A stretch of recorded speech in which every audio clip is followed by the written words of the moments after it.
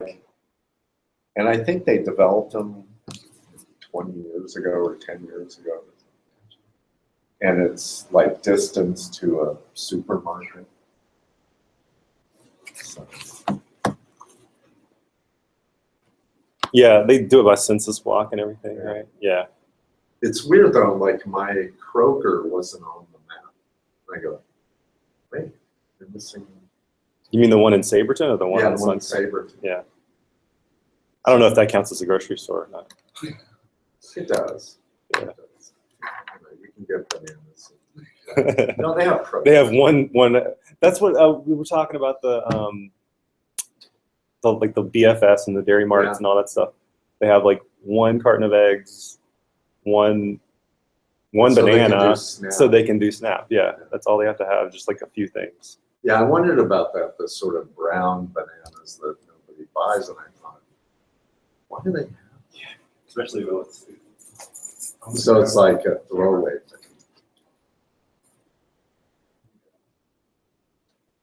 You guys live in South Park? Yeah. Yeah, we bought a house there that was sort of a fixer-upper in 2002. It was like the sort of rundown place in the neighborhood. Yeah. Which was a good, and a friend of mine out in California when we moved here, she goes, buy the fixer-upper, the nice neighbor. Don't buy the fixed-up house in the.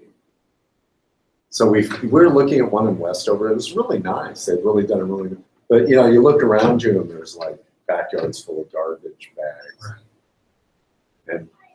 Right.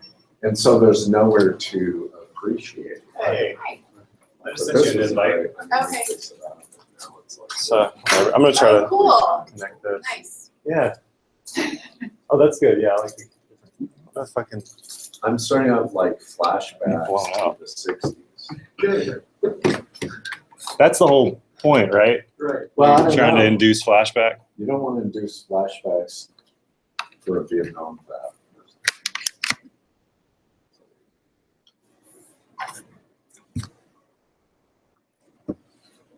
Okay. Loud.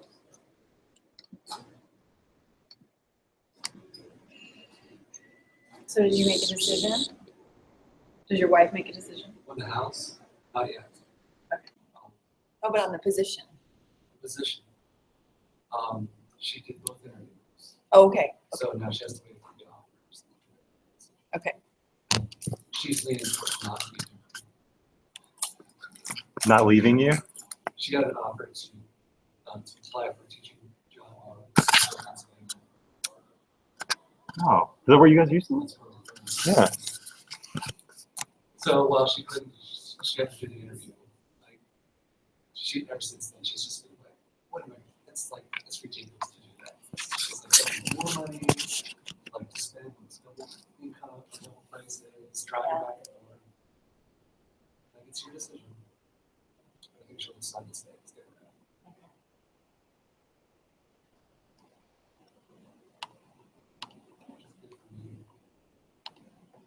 Did you guys get a place? What's that? Did you find a place? Not yet. We looked at 5 places last week, and then this week she's in Portland for a conference. And next week in Massachusetts for a conference. So we probably will go inside for the couple weeks.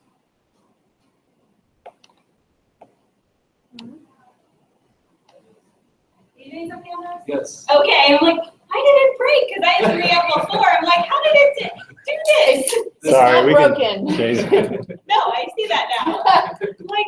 Well, it's definitely not what I put up, so I was very confused. Sorry. That's funny. It was on the black and white when she saw it, so I could understand why she would think, like, it's like an Right. old It does TV that's look like like- all, but now it's like changing colors, like there's a reason.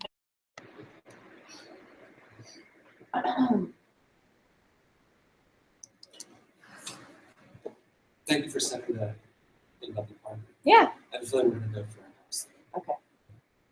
She's gonna be really large space, Oh, wow, okay. lots of, it's our whole house.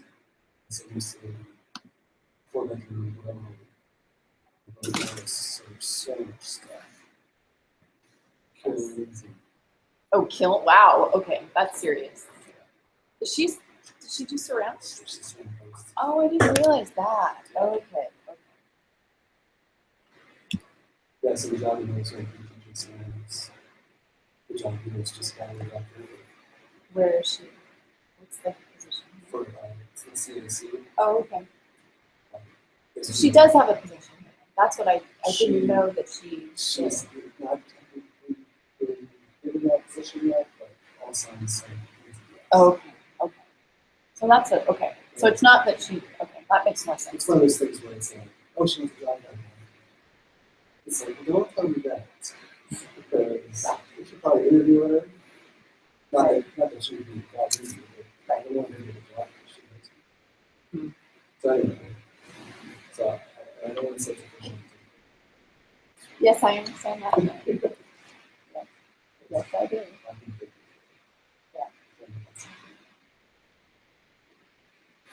Well, that's good. I thought it was that or nothing. So it's that or I mean, not that's nothing, but like doing her own work on her own. That's promising. Right here, where I'm sitting. I do that really well. Just going off the white balance. I know what to do about that.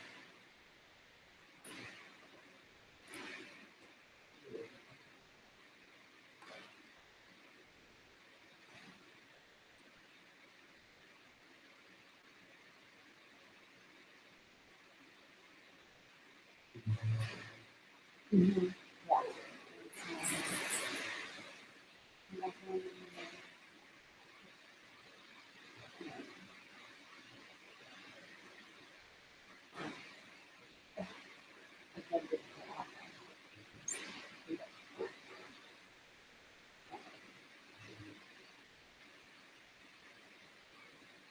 I actually hate my bag more than I hate. That's what it is.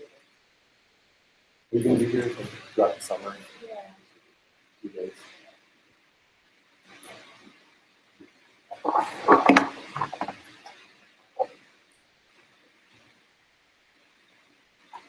So is July here? She is, but she's actually in Portland this week, but she moved in Oregon or me? Oregon. Okay. So she's on the board of the National Ceramics Educators Conference, student director. So she got a free trip to Portland. Oh, that looks good. Seriously. But she's just like grumbling about it. She's like, I just got here. And I'm like, I know. This is our lives. What did you do?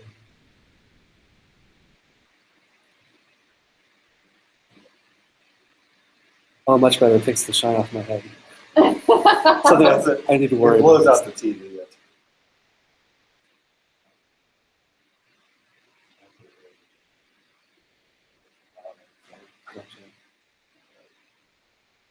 It's a hangout. It's a good little- I'm not for 2 days. More like in the face. Though. Yeah. It's just that light's so warm. That wall's cool. Yeah, I mean, if I could do that and set the white balance, that would be great.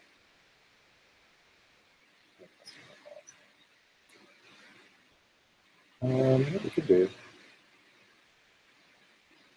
This is an actual room. Scoot, Oh, yeah? Scoot this way just a little bit.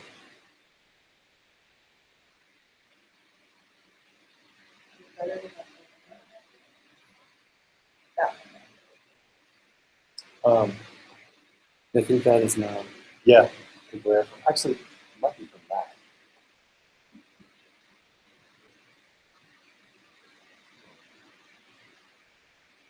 That just blows out the TV. Doesn't now. No, not too much. Yeah, that's better. There's no glare on the TV. Too. That's cool. As long, I mean, it's just like the work that you've spent so many hours on is just accents. Yeah. It's either near the TV. Big one.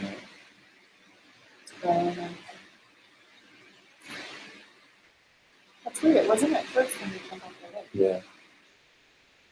Can we kill that for a second and see what happens? Mm-hmm. Or-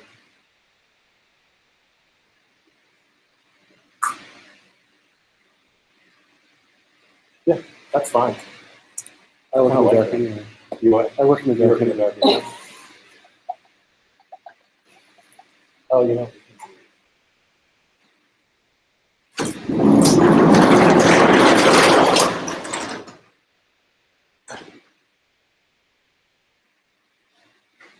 I'm gonna go It's good. get on. Okay. You should have an invite. Yep.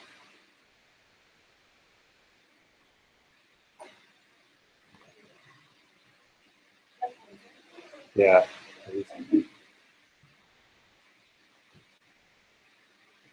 This thing locks. Yeah, Jeffrey said. If it locks, my code is 111. I was like, something wrong with it? Yeah, that worked on my 3-year-old until she was like 2.5. Yeah. Just figured it out.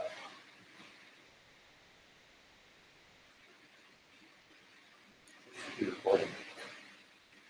Loud enough for something to get. Okay, yeah. Lav myself. Lav like myself. Yeah. Is this? Yeah.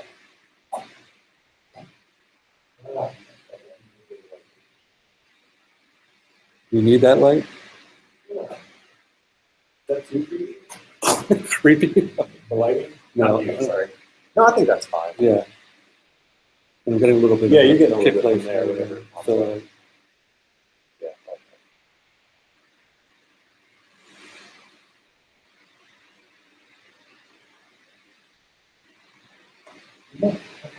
how do I use these things? It's fucking days.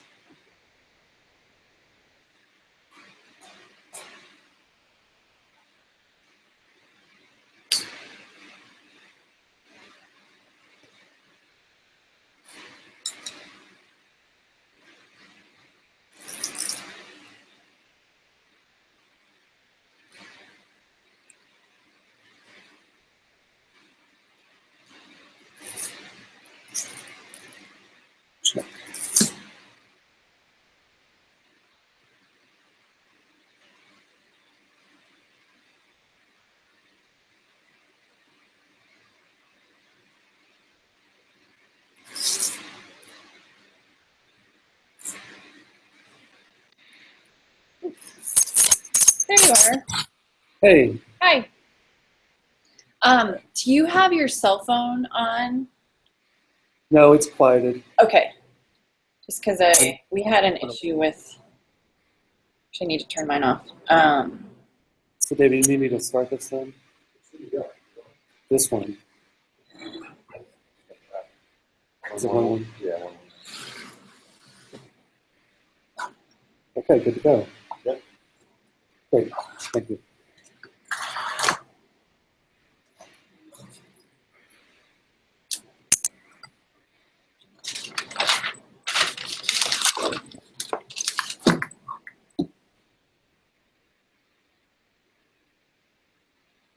Hi, Amy. Hi. David, are you still there? You just left the room. Okay, I'm wondering if we should move your laptop behind you. Oh, doesn't look good. It's in the frame. I don't know if it matters or not. It just looks a little weird because you don't know what it is. Okay, I can move it. Okay.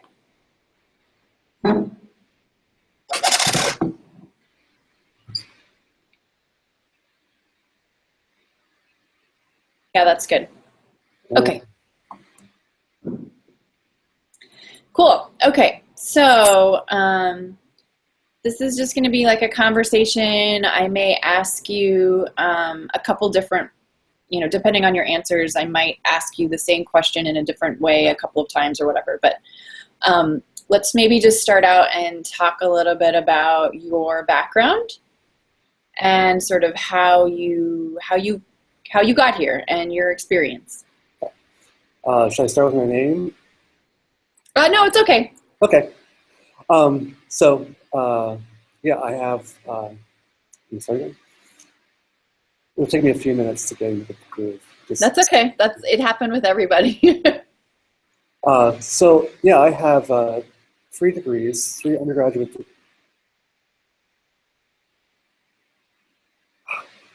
So I have 3 degrees: 1 in graphic design, 1 in philosophy, and 1 in studio art. My background is as an artist, and at some point I got away from art when I did my philosophy degree and was focused more on classics, classic thought, the evolution of science, evolution of mathematics.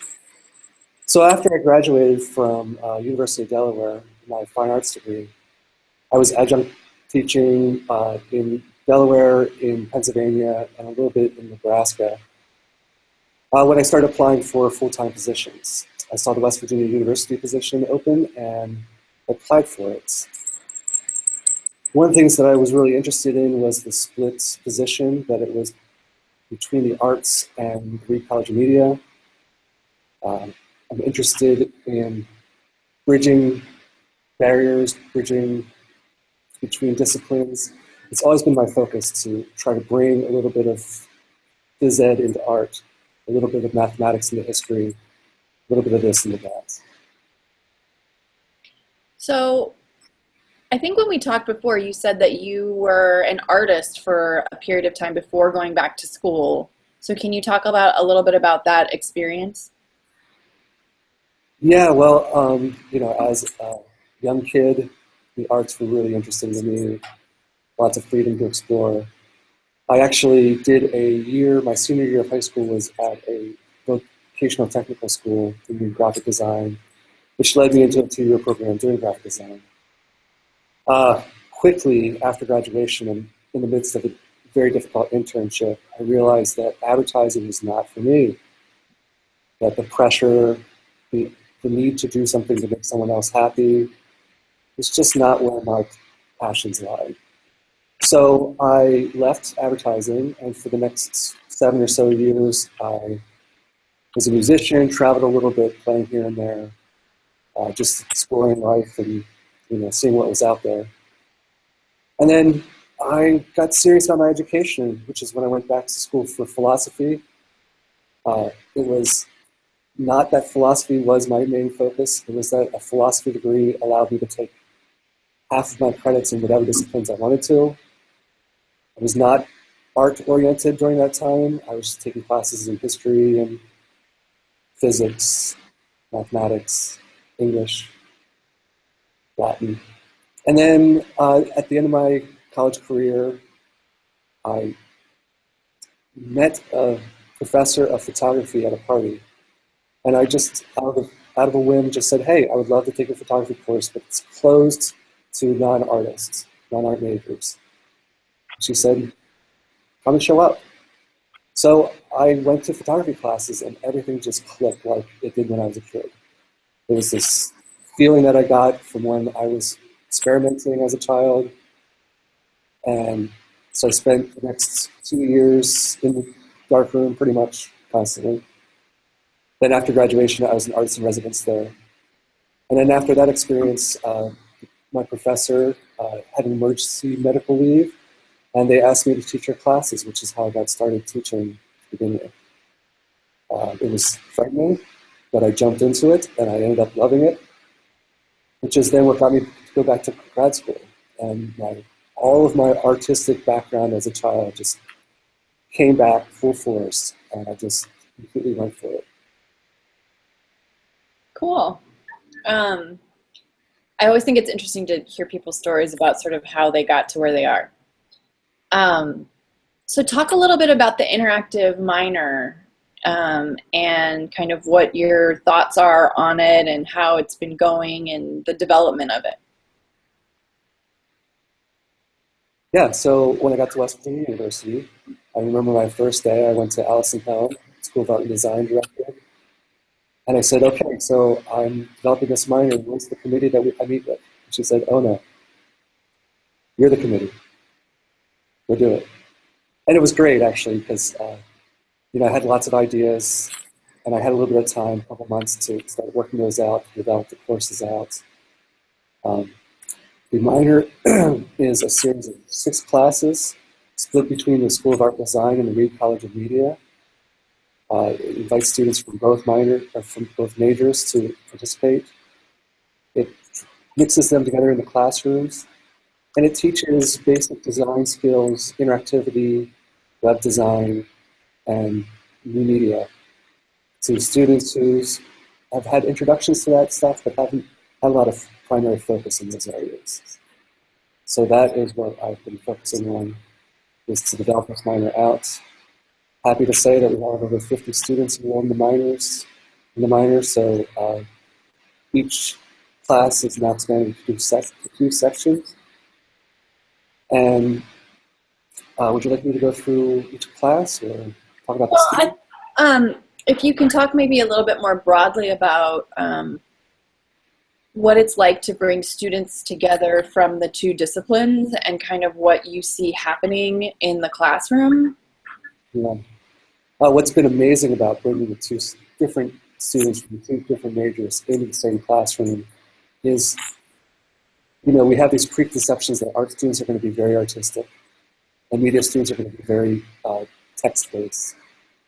What I'm finding is that those stereotypes don't always apply. That often my media students turn out to be the most stellar artists, and that my art students sometimes will excel in coding instead of their artistic background. It's been really interesting seeing them work together because most disciplines here, people are segregated from each other. There isn't interpersonal communication. So it's been really great seeing them join little groups or make little groups, join together, become friends, start inviting each other to the different programs, events, seeing how they cross-pollinate their ideas with each other, and seeing where they take it. I have 2 students who just graduated from the minor. Both are Reed College of Media students. One is just got a job in a marketing firm in Philadelphia. The other one got a job at the Disney College. So certainly visually oriented job prospects for them. And in general, that's what the minor is there to do, is to teach visual design and interactive thinking to students who have not grown up with art experiences. So tell us a little bit about what's in the background there. So the work flashing in the background is my research project, one of my research projects. The title of it is Cinematic Fixations, and it is an online visual database of every frame of a motion picture displayed in one image. Every motion picture has a ratio of 3:1, so no matter the length or genre of the film, films can be compared and contrasted for the way color is used to tell narratives. The project has been ongoing for 5 years. As of last year, I had about 200 films in the database. Just this week, I completed 1,200.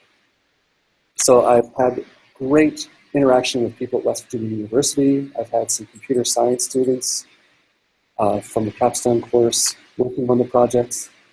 And so gotten lots of support here, and it has been moving forward. So talk a little bit about the idea behind the work. So the idea is, it came from making videos of trains, which may not seem to make sense, but in graduate school, I was filming trains as they passed by, and then I would manipulate the video and repeat it so that you could see the entire train all in one shot. So it wouldn't be just a section of the train, it would be the whole train passing through the video. Late at night, I was thinking about that, and I had this vision of stepping back from the trains farther and farther and farther until I could see the whole thing. And then it hit me that a train is a lot like a film. A film, you only ever see a small section of it at one time, and if you move back far enough, you would eventually see the entire film in its entirety.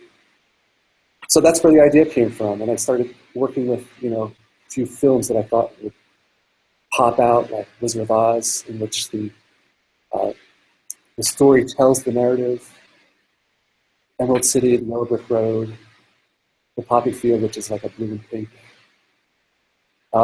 The story was implicit in the color scheme, so I started searching for other films that had stories implicit in the color scheme. The 2000 film Traffic, which tells the story of migrants and rich people from Los Angeles and drug dealers, and it tells each one of their stories interlocking through different color schemes.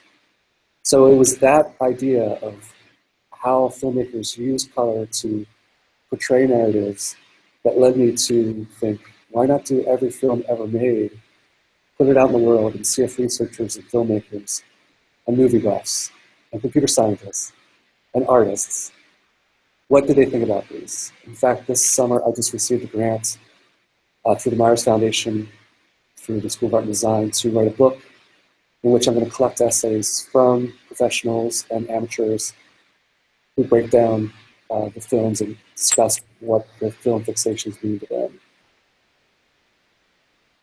So with, can you talk a little bit about where the computer science piece fits into the art itself? Sure. So in order to create one of the fixations, you have to take every single frame from the motion picture. There's about 170,000 in a 2-hour film. You have to export them all as individual JPEGs. So you can imagine a big folder filled with lots of files. And then you have to stack them according to a ratio which will give you the 3:1 aspect. So that's a lot of mathematics. It's a little bit of computer programming. So when Francis Vanscoy approached me about presenting a project to the computer science capstone class, I brought this project in and said, hey, I have certain skills, but it still takes me about 2 hours to produce one of these. I really need a computer program that I can just type in the name of it, just put the file in and hit go, and it'll produce it automatically. Do all the mathematics for me, do all the exporting and the stacking for me, so I don't have to do it. I also proposed a game, a little memory game in which you learn certain films by their visual aspect and later you're quizzed by them. As part of that game, they also add tags to films, so if they see a film and it looks blue, they can add the tag blue to the film. That then communicates with the website so that researchers can just type in a tag keyword like science fiction, and it'll display all the science fiction films in the database. So as far as the fixation making program that I was talking about earlier, I'm happy to say that just last week it was delivered to me. I now have a computer set up where I've typed in the name of 5 films, and it's automatically producing them and spitting them out while I'm here, which is fantastic. So how do you get rights to the films? In the arts, there's something called Fair Use Act, which was passed in '76, which states that artists and researchers are free to use film imagery for the purposes of education as long as the context of the film has been changed in a significant way. So if I produce, Run Lola Run, if I put that out there on the internet and say, I made this movie, this was made by me, then that's infringement of copyright. But if I take all the frames from it, reorganize them into a new pattern, and display them and give credit to the filmmaker, but say this is another way to look at Run Lola Run, then I'm within my rights as an artist to use that material. So do you have a plan for, what movies you're going to be doing, what films you're going to be doing in the future, and how many you want to be able to do now that you've got the new program? Yeah, I always have plans. I was working mostly on science fiction films because that's where I saw this shift in color to indicate emotional status or the arrival at new worlds. Like Wizard of Oz uses color to say, now we've arrived. The Matrix uses color to say, we're in this computer world. Since then, I started, so I have a couple computers running. One is running all the Disney films. And recently, I started doing music videos. So like 80s music videos to see how they turn out. And I have a whole bunch of them running right now on the computer, another computer at home. The other project that I've been working on this summer, getting ready to work on, is I gave a presentation at the Game Developers Club, Global Game Jam, on narrative film, and then how that could be translated to video games. So I made a few fixations of video game playthroughs. At that meeting was Jamie Banks and Nick Bowman of the communications department, and their research has to do with studying, scientific study of video game play. So after it, we met and talked about a possible collaboration. So I think that within the next week, I'm going to start creating fixations of individual players' video game play to see if we can see if there's certain color schemes or directions that are chosen by age group or by gender or by non-players versus players. It's wide open what we can be looking at. We're not exactly sure what the hypothesis is yet, but we want to definitely start working in that direction. So it seems like not just in the classroom, your own classroom, but also in the work that you're doing, and from what you were talking about before, that doing things in an interdisciplinary way is very important to you. Can you talk a little bit more about why that sort of is interesting to you and why that's something that you focused on? Yeah. So in the arts, it's very hard to be just an artist. Artwork about art doesn't really take you very far. So as an artist, as a thinker, you always need to be working with some other field. So I found that in the arts, it was always so closed. Like, oh, do you know these 10 greatest artists? Do you know these 20 artists that are now working in your medium? I'm really interested in looking at what other mediums are doing and how they're intersect with art making, which is really important in my work. The work before this work was a series of fictional histories, which I would use history to tell stories about the history of photography. So in my classroom, I bring in that same type of ideas, which is you can't just make art. Art has to be about something. The same is true with media. The traditional school of journalism here, which is now the College of Media, it's about something. It's about the world. It's about things that are going on. So bringing what I do into the classroom as an artist, I think is really important to show them that you can't just be one thing in this world. You really need to be a polymath, interested in lots of different aspects of the world. People say mathematics, we're never going to use it for. Clear demonstration of my work how trigonometry and mathematics and lower calculus really affects the visual design of the work. I teach so that I can learn. And I really love to teach the things that I'm learning in my own life. So web design, interactivity, game development, game narratives, visual design. All those things, along with my philosophy background, really inform what's going on in the classroom. And what's going on in the classroom really informs my work. I would have never thought about making fixations from games had I not been teaching a game design class. And that fascination students have with games really led me to something I think that's going to be very interesting.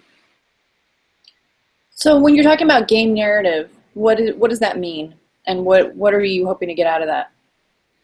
Yeah, so there's this there's a new development in culture, in media culture, and culture in general, which is called the gamification. Gamification is applying game ideas to other types of situations. So in media, we have a very strong gamification of media, whereas you're now looking at your news and stuff through Facebook. You can curate your own news network by sharing. The goal of sharing is always likes, whether people realize it or not.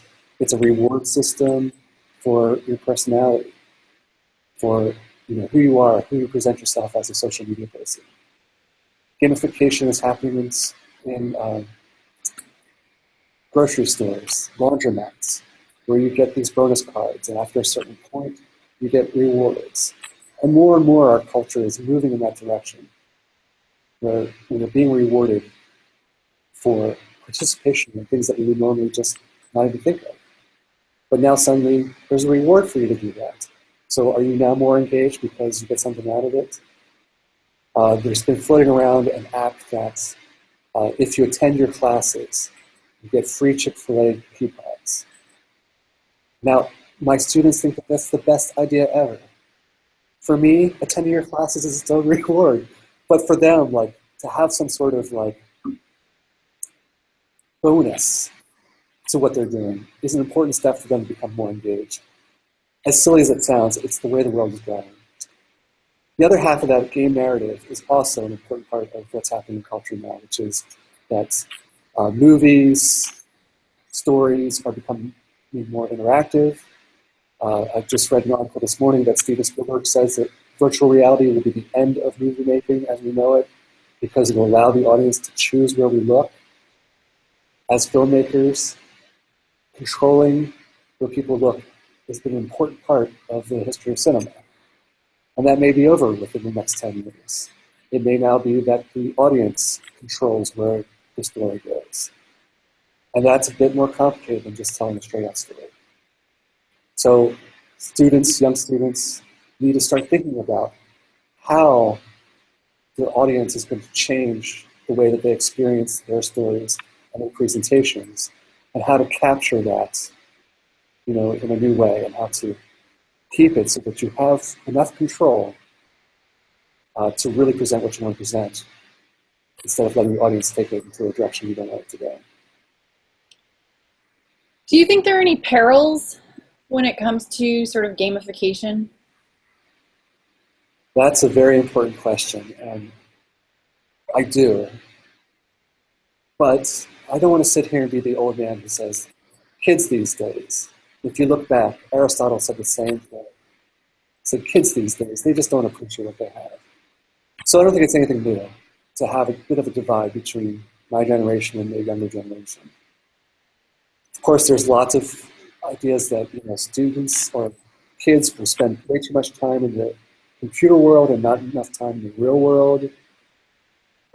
There's statistics that in Asian cultures, young people are spending 50 hours a week playing massive online multiplayer games.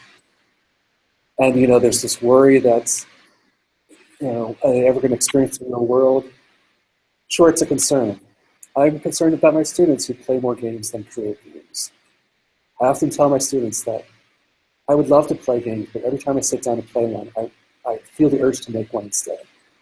And if I can get them to see it the same way, to feel that games are important, but if they find out how to control them, they can control their futures, rather than just being a player, to be a maker. So that's interesting, the whole issue of being a consumer versus being a producer, right? Yeah, it's an issue in advertising, in visual design, in visual media, digital media, that the screen will control you. I mean, you know how much time you're spending looking at that screen. We're looking at screens right now. So with all the screen time, how do we get control of that? How do we make it so that we're not becoming puppets to the screen? And the way to do that is to be the creator of the content for the screen.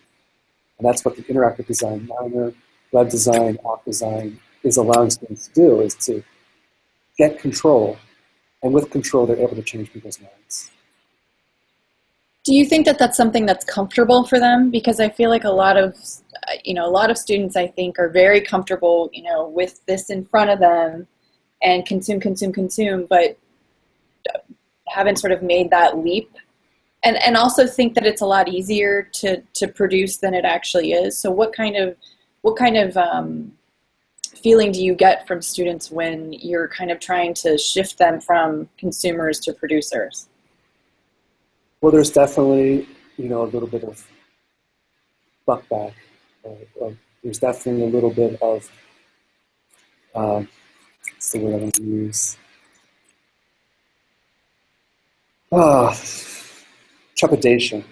Certainly trepidation when they first start looking at digital media and thinking about controlling it. They're used to being, like I said, pawns of their screens. And I say, that's great, but there's ways to control it, so let's start looking at that.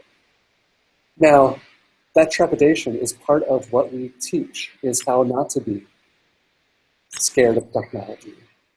If we were here just to teach them how to use the technology, they could go online and figure that all out for themselves. All the information is out there for them to discover how to write code, how to create websites. Really, our job as professors in college is to give them the information in a way that won't scare them, to find a way for them to approach it in a way that makes them comfortable.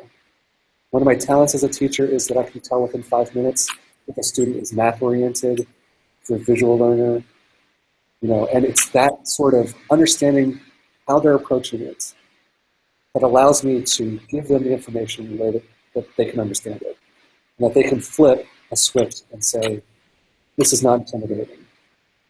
Now I teach them web design from code. And by the last semester, they discovered Dreamweaver and other programs that, oh, I can just drag and drop this? What am I doing writing code for? And I tell them that, yes, the whole time, you had the power the whole time, like Dorothy, to drag and drop your website and to make it look like every other website out there, and to give you no understanding of the resources behind it. But if in college you learn the code, you learn the basics, you'll be able to communicate with coders, you'll be able to make your own designs, and when you go out to the world and discover easier tools, you'll understand why those tools work, and not just, oh, if I drag this, it works for me. Well, there's a sort of general feeling, I think, among journalism and other media students that math is scary, and they went into media because they didn't want to do math.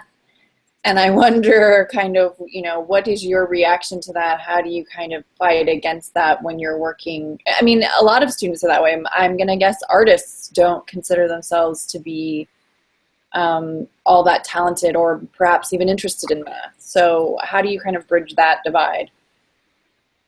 It's a work in progress. It's been difficult to introduce math into my classes because, like you said, art students and media students have pretty much said, I don't need math, so I don't ever have to learn it. Unfortunately, in interactive design, in screen design, mathematics is everything. Understanding placements, it's not just a feeling. You need to know the number, the position on the screen, your X and Y, and in the future, your Z position. It's been a struggle for me to get them to understand the mathematics to a degree that they need to. I was always very good at math. It was a little pleasure that I had as a kid was doing math problems. So that has been a struggle, but I think that through patience, through step by step, and through showing them practical applications, I don't just say, here are these numbers, go add them up. I show them that in order to find out where this ball needs to be on the position of the screen to play Pong, you need to know your X and Y coordinate. In order to make it move, you need to know a simple formula. X equals X plus 1, Y equals Y plus 1. Hopefully, through very elementary introductions to games and visual designs, they will eventually pick up on the mathematics of it. But it is a struggle, and one that I hope that I get better at teaching. So what do you think the journalists and other, you know, communicators can learn from art? I love that question. So, you know, the art basics, which a lot of the media students in journalism and strategic communications have not had, the basic ideas of color, line, form, texture, pattern, you know, those are things that I'm sure that they're aware of, but they've never had anyone ask them to think about it. So that's an important thing to understand, how a shape works, how a line works, how typography works, how color works. I mean, we all know color intrinsically, but we don't understand it as a system. So those are very important things for the media students to learn about art making. Once we get all that design stuff out of the way, see how eye movement works in a visual design, see how eye movement works in a photograph, see how, you know, lines lead us and text leads us to different locations. The next step that the artist has already had some background in is learning how to break rules, learning how to take chances, learning how to take risks, learning how to push a project to failure so hard that you're right on the brink of it completely falling apart before it suddenly comes together as it just links in there. It's something new, it's something fresh. A lot of media students are very confident about going online, finding someone's design, and bringing it into their own, copying it over. But what they don't have the skills in is, like I said, the risk taking, being unafraid of failure, being unafraid to make a mistake. They're so used, and many students, even art students, are so used to standardized testing, being given the correct answer, trying to find the correct answer, trying to remember the correct answer. In visual design, there is no correct answer. There's methods to get you to something that works. But many times, and some of the best artists break all the rules in order to get to do what they wanted to do. And I think that that's a struggle for the media students. Talk about failure. What's the point, right? Why? Why failure? Yeah. Failure is so important. We don't know anything about ourselves until we fail. You can be correct all the time, make correct choices, and still not develop as a person. It's really in failure that we find our edges, find who we are, find who we aren't. You know, as a student, I got good grades. When I went to college for philosophy, I was getting pretty good grades. So I started taking classes that I knew that I would not be good at. Latin was a struggle for me. Physics was a big struggle for me. In many ways, I brought my GPA down purposefully because I wanted to know what I didn't know and where I would fail. And physics is a place that I got. So I know that edge. But that edge also pushes me now to think about it more and more. Can I ever overcome that inability that I had in physics? I probably know more than I realize. It was a matter of time. Anyway, failure is important. It's important for the students too. They've been told their whole life that they're doing great, that just keep on going. Grades are inflated. Parents are giving them, you're doing great. They need to run up against a little bit of failure here and there in order for them to realize where their limitations are. Because you can't progress forward unless you know that there's a limitation there. Being good at everything makes you a lousy student. So there's a little bit of discomfort that someone has to be able to live with, I think, in order to sort of adopt that philosophy. So talk a little bit about discomfort. Discomfort is so important. Nothing ever comes of an easy moment. Easy moments can line themselves up and you'll never progress, you'll never grow. Discomfort is super important, and it's an important thing to learn about. Students need to learn about how discomfort helps you grow. Speaking personally, after I was an arts in residence and I was invited to teach a college level class before I had my MFA, within a week, it was not comfortable. It was hugely uncomfortable. So the only way I would have gotten to where I'm at now is through a series of very uncomfortable moments. Getting up in front of that class and teaching, working my way through how to be a teacher, trying to understand it without any, no one taught me how to be a teacher. All I was doing was just mimicking others. It was an uncomfortable position. The same thing happened when I went to grad school. More discomfort, more pressure, more things that I didn't know how to do, more lectures that I'd never done before, more impromptu artist statements that I'd never done before, more critiques, more pressure. Again, when I got to West Virginia University, I'd never developed a minor before. I'd never taught classes in game design before. That discomfort drives you to learn more about the world, learn more about what you need to do, and prepare yourself. Nobody gets anything done on easy street. You don't get driven to learn something new. So discomfort, it's a position that I purposefully put my students in as well. And they will agree with you that there's a moment every semester where I come down on them very hard and tell them that the work hasn't been good enough. Tell them that they haven't been pushing. They haven't been taking risks. It's a sobering moment for the class. And it's intentional. It's a teaching technique, I guess you would say. To get them to a moment where they don't feel that they're doing enough. They don't feel like they're not learning enough. And for the most part, they're doing well. But we could always use a moment where we're placed in a position where we don't think we're doing enough, and we need to go back and push a little harder. And the failure and the fear of discomfort the fear of failure and fear of discomfort, wrap themselves around each other, and make for better people, make for better artists, make for better journalists, make for better strategic communicators. Failure is an important part of life. So what do you think the artists learn from the communicators in the room? They learn how to communicate. Simply enough. A lot of times artists, work alone in the studio, long hours. The artists here, the art students here work so many more hours than almost any other discipline I've seen. Now, I'm not going to talk about, medical students or anything like that. But certainly they put a lot of time in, late hours, late nights, working alone on art projects. They bring it in, people critique it, and that's pretty much their human contact. Being brought into the media program, the students in the arts really need to communicate with other students. They work on group projects, and while their art ideas may be stronger to begin with, their communication skills need to be improved a lot.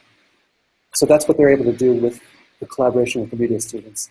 It's not only come up with good ideas, but to be able to communicate those ideas, to have those ideas critiqued by people who are non-artists. That was one of the biggest shockers when I went into advertising was I was going to have, for the rest of my life, non-artists tell me to draw things that they wanted to see. That is about the worst thing for a pure artist to go through. Because in pure arts, you just want to make what you want to make. So for the art students, the media program really puts them in a position where they have to understand the world a lot better. They have to understand what's happening in popular culture and what non-artists are looking for in visual design. I think that's all, unless there's anything else you want to add. No, I think that we covered pretty much everything I had to say.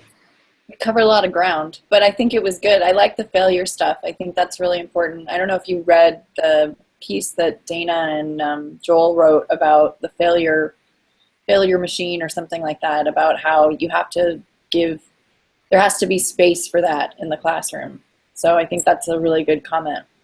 Yeah, I didn't read it, but I'm looking forward to reading it. Amy, there's one more thing. I don't know if you're interested or not, but I won this fellowship, the IDEA Fellowship this year, to develop one of the classes that I'm teaching. Do you want to include that at all? Or? Sure, you can talk about that. Okay, I'm just blatant salesman here. No, it's okay. It may get edited out, but we'll see. Oh yeah, I edited it all out. Just having saying failure, failure, failure, discomfort, failure, failure. That'd be about the best interview I could give. So just quickly, this semester I applied for an IDEA Fellow, which is Innovation, Design, Entrepreneurship. So I was selected as one of 8 West Virginia University professors to form a cohort to learn about and institute entrepreneurial thinking in the classroom. And that's been one aspect that the minor has been lacking. Where we've been talking about design, visual design, web design, game design. We've developed ideas for apps, but the students haven't really had any idea where to go from there. So through this IDEA Fellow, I will be learning about entrepreneurship and bringing it into the classroom. And I'm implementing it in the capstone course, Art Journalism 472, which is Advanced Interactive Design. Next spring, we're going to have the students design their own video games in conjunction with a computer science 475 game design class. So they'll be working with coders to bring visual design and coding ideas together, and hopefully to create and then release playable games and applications that are ready for the marketplace. I'm hoping that the IDEA Fellow will allow me to teach those aspects of entrepreneurial thinking, to bring that in so that some of the students leaving as seniors will actually be able to bounce into making their own games and their own apps and releasing them to the public. Is there a business element to that, sort of about, budgets and thinking about that kind of thing? There will be. This summer I'll be going to Babson College to do a week-long training in understanding how to bring the business aspect, business plans, budgets, release dates, project management, all that kind of stuff, to give the students a heads up on what it takes to take an idea from your brain and bring it out into the real world. That you simply just don't produce it and say, why aren't people clicking on this? There's marketing, there's placement, there's finding capital, finding sponsors, and all that information hopefully will be brought into the minor to, ready for the world. Are you, what are the courses, you were going to tell me earlier, but now I actually, not necessarily for the video, but I'm just curious, what are the courses that are in the minor? Okay, so the minor starts off with, so if you're a Reed College of Media students, you take Art 270, which is Introduction to Electronic Art. It's basically just making art on a computer, so it's a little bit of After Effects, a little bit of Photoshop, a little bit of video, a little bit of audio. If you're an art student, then you take Journalism 210, which is what's it called? Digital media and I can never remember it. Bob Britton teaches it. Anyway, it's a new media class. So it teaches how journalists are using new media and electronic media in the world. So they start off with those two classes. So they'll be in different classes. And then they're brought together for the Journalism 225 class, which is Media Tools and Applications, which there's lots of sections of that, which students learn how to content gather with their cell phones, little Photoshop, little audio recording, a little video making. From there, they take Art 272, which is Design for Multimedia, and it's basically a basic design course. Now, because many of the art students have had basic design, I do my best to reinforce those ideas and bring them through to interactivity very quickly. But it teaches the basic elements of art, photography, typography, interactivity, and web design, just basic. The next class is Art 372, which is interactive design. So we start off with computer programming, making our own Paintbox program, so a little basic Photoshop program, which you can draw, that the students develop themselves, customize themselves, and then make media with that program. We also do web design up to about jQuery and a little bit of app development. Nothing so serious that they're ready to take it into the world, but just enough for them to be able to communicate with developers, coders, programmers. The next class is Journalism 322, which is Game Design and Digital Narrative, in which we learn about how gamification is affecting culture. We do a machinima video, which is, machinima is using a real-world game engine like Grand Theft Auto, Sims, and making a video of it. So you record your gameplay, you add audio over top, you edit it. So this last year we made political videos based on video games. We also do a digital narrative, which is like a choose-your-own-adventure website. So we tell a story in which the audience can click which path they want to take. We do a scavenger hunt around campus with QR codes leading people to the next location. And then the final class is the Art Journalism 472, Advanced Interactive Design, which up till now has been working with a member of the community to enhance their interactive communications and social media. Next semester, hopefully, we will be working on game and app development with the computer science students. So the gaming and narrative class, do you ever take graduate students as like a section in that, like one-off kind of thing, and do something separate with them? You know, I haven't yet, but I have had 3 or 4 graduate students from the Reed College of Media ask me if they can take the course. So I'm hoping that they'll jump in. Now, I don't know where they will be as far as their web design skills or their computer programming. I don't know if they'll be able to jump off into their own, because a lot of the things that I teach are new to a lot of people. Using a program called Game Maker to develop your own games, there's a big learning curve with that.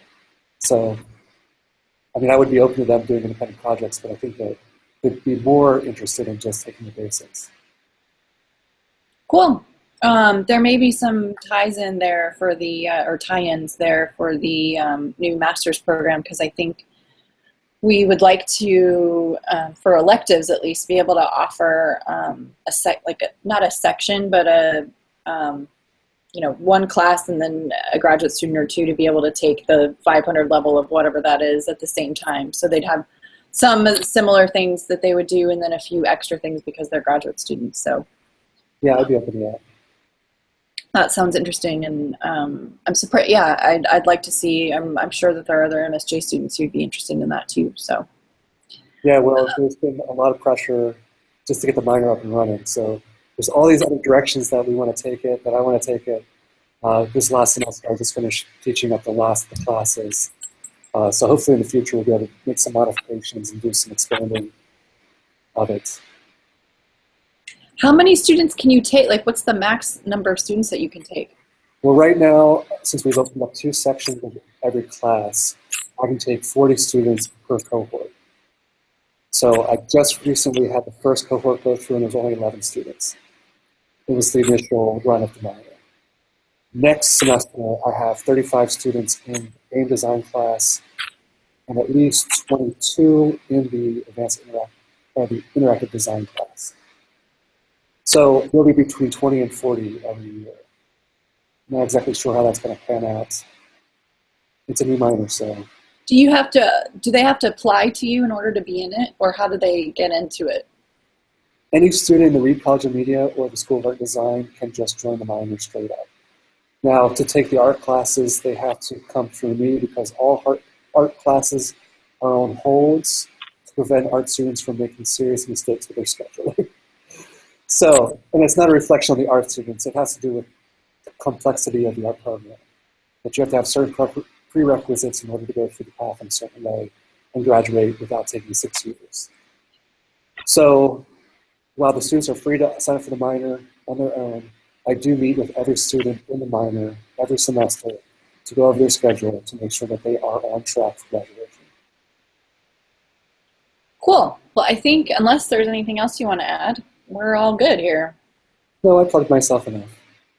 Okay, I'm gonna come over there. I think, yeah, I'm gonna hang up here, but I think David will have to stop us there, so I'll be there in a sec. Okay.